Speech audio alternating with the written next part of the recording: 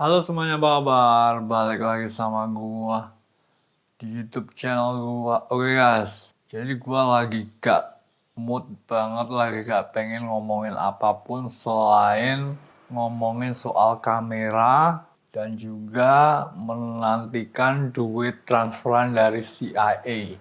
Jadi gua gak pengen ngomongin semua permasalahan yang ada di Indonesia ini ataupun isu-isu yang berkembang di sosial media. Gue gak pengen sama sekali ngebahas apapun itu. Gue mau ngomongin soal kamera doang. Gue cuma mau ngomong soal kamera baru, kamera 4K. Gue gak mau ngomongin yang lainnya selain itu. Gue terobsesi sih sama kamera 4K.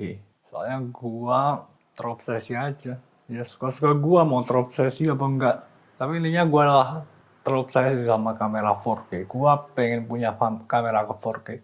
Karena itulah gue lagi menunggu transferan duit dari CIA senilai beberapa ratus juta buat beli kamera 4K yang baru. Nah kalau seumpama CIA-nya ini CIA Indonesia, gue yakin deh duitnya gak bakalan dikirim. Soalnya CIA Indonesia itu subjektif, berpikir berdasarkan feelingnya.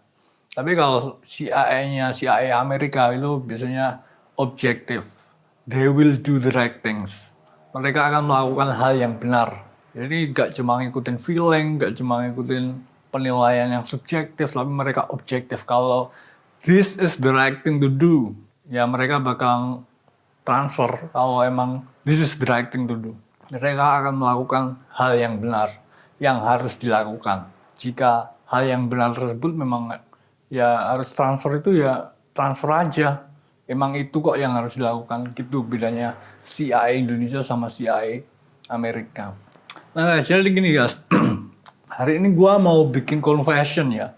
Hari ini gue mau bikin pengakuan nih. Jadi kemarin kan gue beli kamera ini ya. Kemarin gue beli kamera ini, terus juga beli iPad mini 6 yang baru. Terus gue juga beli iPhone.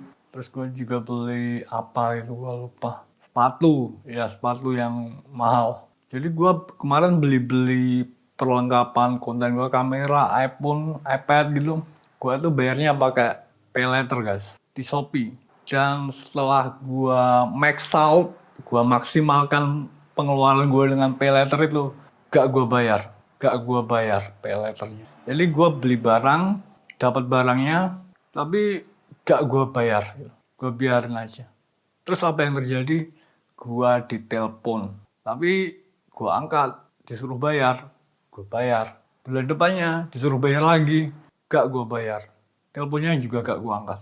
Terus abis itu sampai sekarang nih, intinya adalah gue punya utang sama paylater ShopeePay. Shopee Paylater, gue punya utang gede banget sama paylater. Terus juga aku laku, itu gue punya utang sama paylater. Gak gue bayar setelah gue dapet barangnya. Akhirnya setelah gue berutang, gak gue bayar, gak ditagih. Cuma ditagih bulan pertama. Kan bulan pertama gue udah males bayar ya, masih ditagih. Terus bulan kedua, gue juga masih males bayar. Memang ditagih, di telepon, tapi gak gue angkat. Tapi gak ada orang yang datang, gak ditagih lagi. Habis itu cuma ada telepon terus. Ada orang yang telepon ke HP gue, gak gue angkat. Telepon tiap hari, berkali-kali sehari, gak gue angkat. Tapi ya gak ada orang yang datang ke rumah gue buat nagih. Jadi intinya adalah gua berutang sama ShopeePay itu gede banget. Gua utang gak gua bayar. Sama aku laku juga. Kemarin buat beli kamera ini, buat beli HP iPhone 11 gua yang baru. Jadi gua punya utang sama Shopee gede banget, belum gua bayar. Jadi gitu guys, gua pengakuan gua. Gua pengen ngakuin kalau gua utang sama ShopeePay, sama aku laku, pay later yang gede banget gak gua bayar. Ntar gue bayar setelah gue dapet transferan duit dari CIA. Dapet transferan duit dari CIA, gue bayar utang gue. Tapi kalau gue rasa ya ternyata transferan CIA itu kecil dibandingkan rasio utang gue sama ShopeePay ya, nanti saja gak gue bayar dulu. Kan gak ditagih juga ya kan ya. Jadi kalau ternyata transfer yang masuk itu gede itu gue bayar. Tapi ternyata kalau transfernya lumayan gitu, terus utang gua bunganya gede, ya mungkin nanti dulu. Nanti kalau gua udah out itu baru gua bayar. Tapi intinya adalah gua punya utang sama ShopeePay buat beli kamera ini, buat beli iPhone gua. Jadi gitu guys, gua punya utang. Bulan pertama gua gak bayar itu ditagih gua bayar. Terus bulan kedua gua gak bayar itu gak ditagih, ya gua gak bayar. Cuma ditelepon-telepon terus tiap hari terus ditelepon ulang, ditelepon gak gua angkat. Bapak gua juga ditelepon, tapi gak pernah diangkat.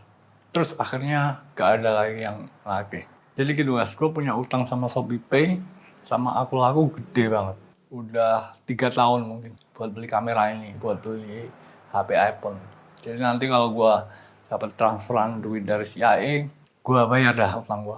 Kemungkinan kalau transferan duitnya 1 miliar dari CIA, gue pasti gue bayar. Tapi kalau transferan duitnya cuma 200 juta, 300 juta gitu ya, mungkin nanti dulu buat gua siap-siap aja buat persiapan nanti kalau ada yang kurang-kurang gitu. Gak apa-apa. Ini gua ngasih tahu aja ShopeePay nih. Gua punya utang sama lo, gua masih ingat. Ntar gua bayar kalau gua punya duit. Ya, gak apa-apa. Gua janji pasti bayar, tapi nunggu duit transferan dari CIA. Soalnya sekarang gua gak punya duit buat bayar. Nanti kalau gua punya duit buat bayar, gua login akun gua yang lama, terus gua bayar deh lo utang paylater gua. Oke, jadi gitu ya guys pengakuan gua tentang utang online gua. Jadi utang online di ShopeePay itu lebih terjamin daripada utang sama pinjol-pinjol gitu. Jadi kalau lo mau utang aja ke ShopeePay, jangan ke pinjol. Ya guys ya, itu aja sih advice dari gua yang ngerasain gimana eh, eh, pengalaman berhutang sama utangan online gitu. Oke, jadi segitu dulu ya guys vlog gua kali ini. Thanks for watching, see you next time.